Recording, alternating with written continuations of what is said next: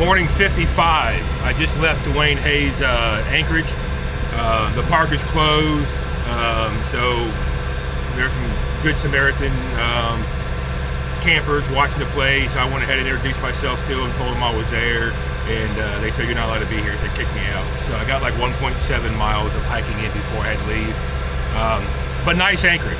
I don't know if I told you already, because I'm trying to compile these videos together, and I'm slacking. I'm like 5 or 6 days behind, and I did it last night, but I was missing one day. I don't know where it went. So I got to go back through all my video clips and find that one day it's missing and redo it again. But if I didn't tell you the Anchorage approach, it's like 7 feet coming in. It shoals up to 7 feet of water. And then I think I anchored off, I don't recall. I may have already said it. I think I anchored off in 10 or 12 feet of water, I don't recall. The boats in front of me were anchored off in 20 feet of water. So the farther back you go towards those two little docks way back in there, it'll go from 7 feet to 20 feet. So good anchorage. Current does shift. I've noticed that. Last couple nights, the current will go upriver, downriver, upriver, downriver. It's doing that. I got a turn coming up. I'm going to start arguing with the autopilot. So if you don't have room to spin around, deploy a stern anchor. I've noticed that. I think the last 3 nights I've just looked at the water and watched it go one way, and then a half hour later go the other way and back and forth. It's pretty extreme. So it will just, spin you around. If you don't have the room for it, you're in trouble. That's that, day 55. There's a park down here. I'm going to try and make it. I don't know how far away it is. I started to do a route this morning, but I was just like, you know what? If I do a route, it's not going to be an adventure. I'm just going to go that way, and we'll just see what happens. So going that way, and we'll see what happens. All right.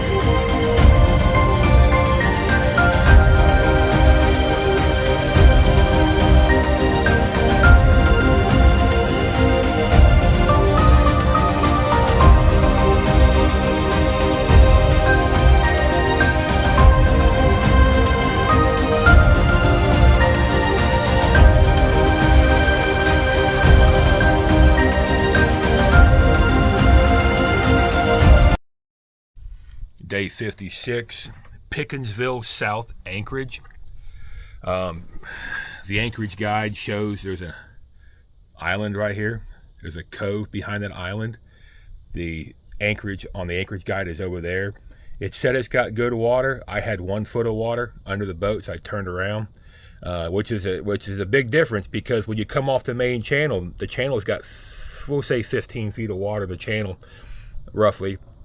When you come off the main channel to come back in here, it drops to almost 60. It's like, I thought it was 58 or 54 feet right off the bat. And then it shallows to like 30 feet over here.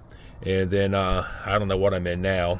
But, so yeah, 15-foot main channel, almost 60 foot when you turn off. And then to go back in the Anchorage, you got down to 1 foot. So I came over here. I'm going to move the boat. I dropped the hook here last night. And I made some water runs.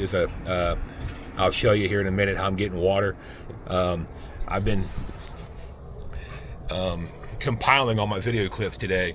I've noticed like the past 2 weeks, everywhere I stop, like, I'm making water here, I'm going to make water. I have not done that yet. I have not had the kahunas to make water in this nasty water. And I get in my mind, I'm like, well, it'll get better tomorrow. No, it gets worse every day. So, yeah, if I have to make water, I'll make water one day, and more than likely I'll destroy my membranes and I'll have to buy new membranes. It'll be an expensive experience, but there's a water spigot over here, and I've been running a 5-gallon bucket back and forth with filters, and I bleached the bucket out, and I got filters, you know, and I've been filling my utility tank with it, and I'll do 10 more gallons here in a minute. But I'm going to move the boat later over here. I'm going to move the boat later back in that corner. Scuba DJ still over there. I think he's been here 2 days. Deep water right here. So that's that. This is a park. It's closed down for the government shutdown.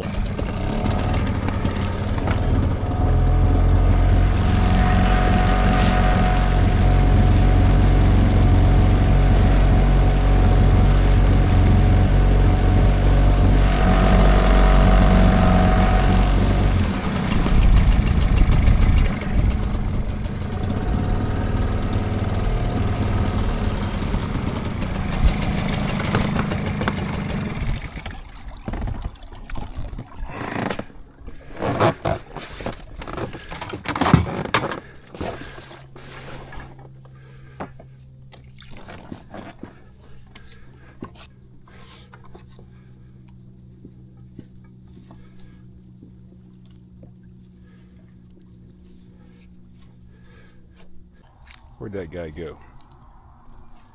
Just saw you. There he is. Hello. Good morning. There you go. You're photogenic now.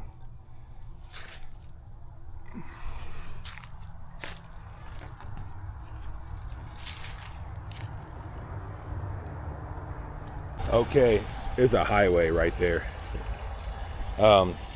This is a little park. I want to try and see if I can get permission to metal detect, but I don't think it's going to happen. But it's worth a shot. But the beach area is way back there in the woods. So this is me getting water right now. I did 10 gallons yesterday. I had 90 gallons in the boat in reserve, maybe a little more. That 90 gallons will, before you know, it'll be 5 gallons. So like I said, when you're in Rome, if there's a water spigot and I got a dinghy and I got my boats right there and I got a bucket and a filter, I might as well grab 20 or 30 gallons real fast. Just stay on it. In case you don't know, I have boxes of these. You can get big fat ones too on Amazon, but you can get these anywhere. This is a charcoal filter. There's a small filter in the front, some cotton, a stainless steel screen. That's just activated charcoal. It takes the chlorine out of the water. You don't want to put chlorine in the boat water. If you use a garden hose without putting this on this is made for a garden hose. If you do not put this on your garden hose, you're going to introduce chlorine into your tanks. Fine if you have no water maker. Fine if you do not have aluminum tanks. I have one aluminum tank and one poly tank. Chlorine reacts with the aluminum and it eats it, it dissolves it. It'll put holes in your tank. Also, when you backflush your water system, chlorine will instantly kill your membranes in your water system. So even though I have charcoal filters, several of them on my backflush system, just in case I screw up and get chlorine in my system, it'll eliminate the chlorine. I just don't put it in the boat at all, ever. The trick here is the flow rate. The higher the flow rate, the less chlorine it takes out. So I had this little valve right here, little garden hose valve. I don't know, they're probably $4 at Lowe's or something. That way you can control the flow rate. I just trickle the water through it. Even when I hook up a garden hose, I'll put the garden hose in my tank fill, turn that way down, and let it run for 2 hours instead of just, doing it real fast. Any little debris that falls in there, I run this through a filter. It goes through a filter before it goes into my tank. When I dump this in there, I bleach this bucket out, the whole 9 yards. It's all clean. That's that. When in Rome, right? Might as well grab some water while I'm here. Boat dock's just right there. Dink's right there. Boat's right there. Might as well throw 30, 40 gallons in there. It may be 3 weeks before I find water again. That's that. Just taking advantage of it. Day 59. Getting ready to leave. The engine's warming up on Pickensville, southeast. The temperature's going to drop about 55 degrees tonight or tomorrow. Wind's picking up. It's going to be over 20, 22, 25. Well, I see whitecaps in the river on the back creek. The river's over there. So it's getting windy out there. I've been here for 3 days, I believe, getting provisions. I got all the food I need or want or can handle or want to deal with. I got all my fuel tanks are topped off, everything. My water tanks are topped off. And I think this is it. This is the last stop till Mobile as far as getting provisions. So I got, at least I would think, a couple more weeks, and I think 320 miles or something, I think. No stopping. So that's that. Gonna deal with the cold and the wind. Pulling the hook. I called the lock master. They got like 8 boats showing up in an hour. I'm gonna get in that group and we're gonna go down, and the next Anchorage is down there somewhere. I don't know. That's gonna point the bow. Adventures that way, and we'll get someplace, sometime, somewhere. All right.